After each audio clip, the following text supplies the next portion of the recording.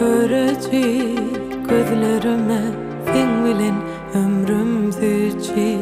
Adıны yürek mühürlep törüne yazı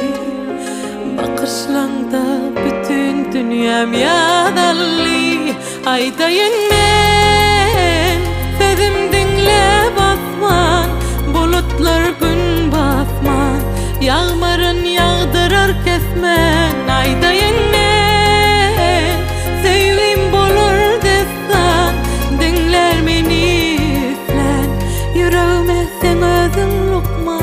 Aydayın men Anancı, uvancı Çadılayıcı gözülün görmesin yarıncı Tapılmaz alacı Görmeye senin bu söygüm gücü Yetmeyer müngülün görkün Koştalar sense yok Asmana kay nuri yüzünce yok Aydayım ben sevim dinlem asman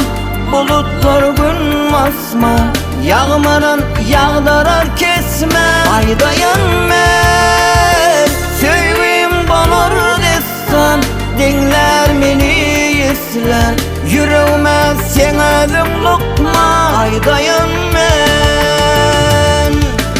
Eğelen yüreği Yüreğimin gereği Aylanıveremi gel söyle bedeli Inancı Yüreğimin kuvancı Bilece balklı bir söyülüp Sayeli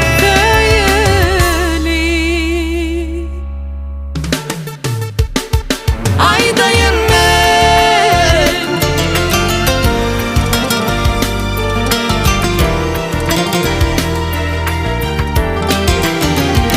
Aydayım ben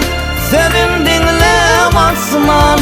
Bulutlar gün asman Yağmaran yağdırar kesme Aydayım ben sevim bolur destan Dinler beni yesler Yüreğime